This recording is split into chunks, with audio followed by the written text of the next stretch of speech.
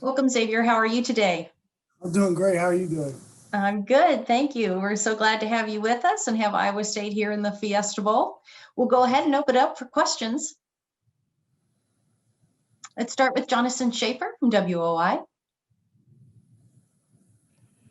Xavier, when you committed to Iowa State, was it in your mind that you guys could be playing a New Year's Six year one with this team?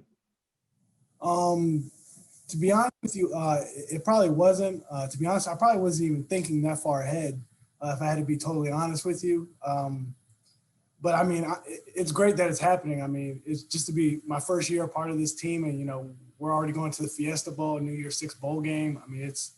You couldn't think of anything better to start your year here as an Iowa State player than to be in this, this prestige of a bowl game.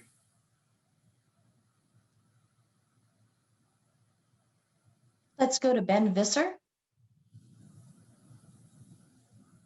Hey, Xavier, how do the tight ends take pressure off of you as a receiver, just in their ability to be a pass catching threat? Yeah, I think they take a lot of pressure off of us receivers. To always know that you just have someone who's reliable and they're big targets, and they take majority of the focal point of defenses. You feel like you always have to worry about them and what we can do with them. And then it kind of just opens up the lanes for the receivers as well to, get one-on-one matchups and, to get in the open field, which I feel like we excel at the best. So it's great to have the tight ends, and to see what they do is just amazing. Jonathan, did you have a follow-up question?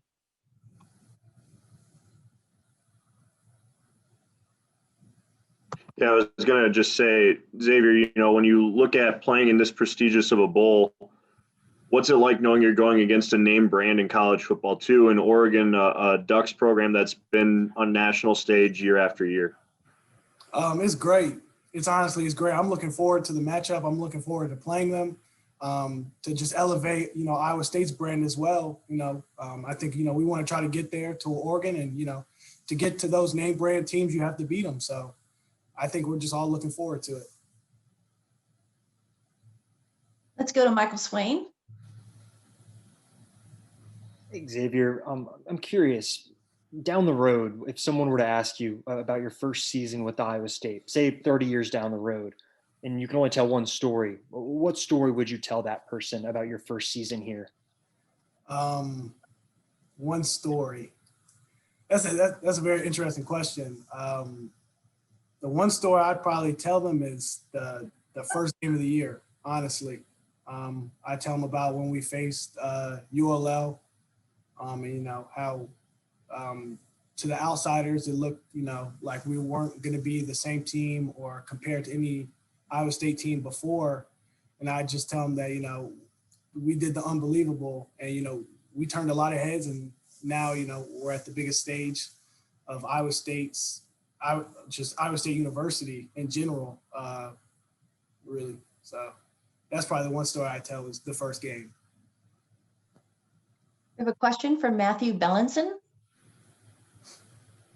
Yeah, Xavier, just curious, obviously after the disappointing result in the Big 12 championship, how much are you guys challenging yourselves internally just to try and get a better result this coming Saturday? We're definitely challenging ourselves to get better each day, whether it be in the weight room, on the football field, or just in the study room watching film on Oregon. It sucked to fall short, in such a big game. But, the good thing about life is that each day you can wake up and you can always get better. So I think that's our main focus. And I think we've all done a really good job with these 2 weeks on just getting better and challenging ourselves. Let's go to James with the Oregonian. Xavier, I know guys care a lot about recruiting rankings when they're being recruited and stuff. When you're the number 10 junior college receiver last year and 76 junior college prospect, how did you feel about it at the time? And confident as you were in your abilities and yourself, did you expect that you were going to be leading the team and have the kind of production you've had this season? Yes, sir. With the rankings and stuff, I just kind of let that stuff play out. I believe in myself, and I don't let rankings try to determine how good I think I am. But then to answer your question about coming into this year, I didn't think I was actually going to be, the leading receiver or, anything like that. I just wanted to come here and try to make a direct impact and show them my abilities. And, my abilities carried me very far so far. So it's really been great. I couldn't tell you this 6 months ago or however long it was before I signed here a year ago or something like that. I couldn't tell you that I'd be in this predicament right now. Back to Michael Swain with 24/7 Sports. And kind of maybe building off that a little bit, how has this first season for you been just in general? How would you just describe it maybe from just start to finish? Yes, sir. Tremendous growth. Before coming into the season, I didn't know a lot about, defensive coverages. I never had to worry about watching film. The only thing I had to worry about was just playing football. And, when I got here, I had to go through some growth periods where I had to really challenge myself to watch film, to understand the playbook. It's way different than high school and junior college. I had to learn almost every single position quick. They expected me to learn it quick. I just had to make leaps of faith and growth, and just me as a player and me as a teammate. So I would say that most definitely. Let's go back to Michael Swain. And you mentioned that growth right there. Who specifically helped you maybe most develop over the course of this season? Was it a teammate, a coach, an administrator? Who are some of the people that maybe helped you develop over the last 6 to 9 months? Yes, sir. So I would definitely give it to 2 people. I would give it to Coach Shieldhouse, our receiver coach, just getting on Zoom calls with me, making sure that I understood the playbook, that, I understood the little things that could carry me very far. And then the second person, I would definitely have to give it to Brock. Brock helped me tremendously. He forced me to come over to his apartment to watch film with him. He told me, hey, this is the time that we're going to throw. I'm picking you up, and if you aren't there, like he would give me no choice but to be there. So I would definitely give it to those 2 people. Without them and without their faith and belief in me, I don't think I'm doing some of the things that I'm doing this year. Let's go back to James. Xavier, who would you say is the best cornerback you've gone up against this season? Best cornerback? I went up against some real good ones. It'd probably have to be Trey Brown was really good for Oklahoma. I think he challenged me because he had great speed. He was probably a lot faster than me, to be honest. So he really challenged me. I had to work on my craft. I knew I had to have a plan before I ran my route. But also, I'd probably give it up to the ULL corners as well. I know they're not, near us, but I thought they gave me, I thought they challenged me, from the start of the game opening up. It wasn't a cupcake type game. So I would definitely probably say those two teams right there, probably. Over to Jonathan Schaefer. X, you had mentioned your brother Q when we asked you about it post game in the Big 12 championship. What does being in this position for you mean for your family? Not outside, not football wise, but family wise, and to represent your family in this situation. Yes, sir. It means a great deal to my family. Just to put on for my last name and to show them, to put on for the Hutchinson family, it's just great. I care about it deeply. And, like I said before, after the Big 12 game, everything I do is for my family every single time I go on the football field. So I know just that, I know they're proud of me no matter what, but, just to, honestly, it just feels great. I couldn't tell you, there's so many emotions that go throughout that. But just to make them happy and proud of me is, the only thing that I ever cared about. So just to see that coming through is just, it's just great. Honestly, it's heartwarming. Back to Michael Swain. Xavier, something you mentioned, I think earlier this season, or maybe it was Brock, but that at practice, if you guys didn't complete a pass together, he would stop practice and have you guys redo the play again. Have you ever had a quarterback do that with you before? And I guess in the long term, when you think back on those moments. How much did that help you throughout the season?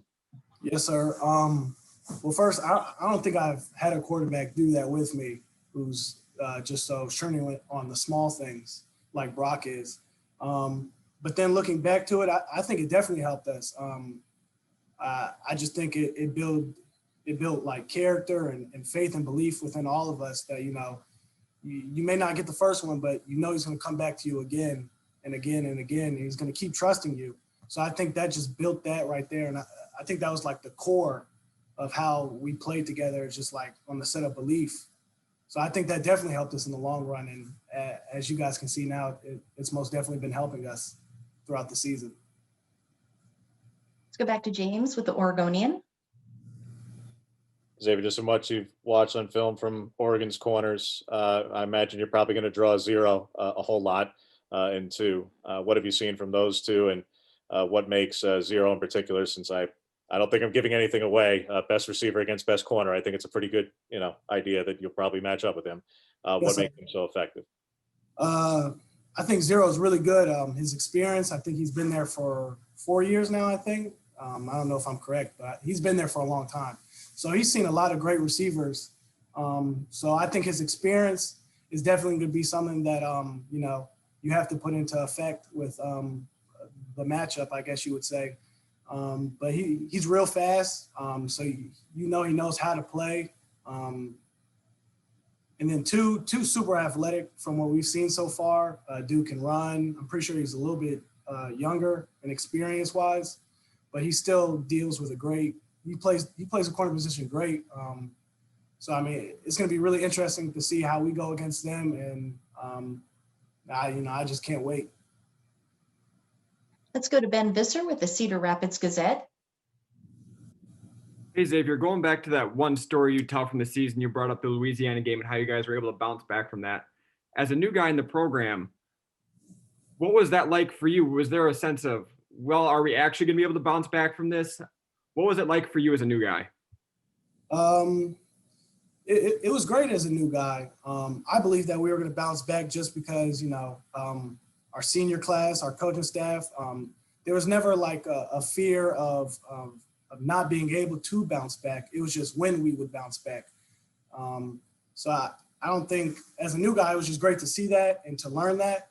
Being in, a real program now, they've taught me so much about just character and opportunity and stuff like that. So I think it was great. But no, I don't think we ever really worried about not bouncing back because of the culture that we built here. So. Jonathan Schaefer. Xavier, are you a gamer, and how excited were you when you heard you'd be getting a PS5? Yes, I am a gamer, and I was super excited, super excited.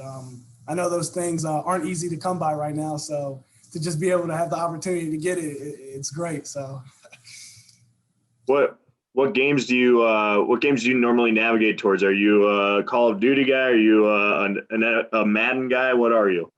I can't play no shooting games. I'm probably the worst action game player you've probably ever seen in your entire life. So I stick to more of what I can do. So I just play Madden and 2K. That's about it. That's anybody else on the team? Do you guys like get together like on live parties or anything like that and play together or anything? Yes, sir. We've done it a few times where we've played online, like the player friend games. So yeah, but yeah, we have. Who's the best on the team at Madden? Xavier. They won't. Nobody. If you ask them that, nobody will tell you that. But I promise you, I have the best record here so far. Thanks, X. Yeah, no problem. Any other questions for Xavier? If I could ask you quickly, Xavier, looking back at your career at this point, obviously it's still very young in your career, but if you could look back at when you first started to play football as a kid, and you could talk to yourself, talk to that youngster, what would you tell him? What would I tell my younger self? I would definitely tell him to just keep your head down and just keep working. That good things do pay off if you work hard. And all those cliche things that people said, like hard work beats talent when talent fails to work hard, all that stuff is true. And I think I'd like to say I'm an image of that. I had to work hard for the things that I've done and the abilities I've had. So I would definitely tell my younger self to just keep working and just keep believing in yourself, even when it seems dark, I guess. Any other questions?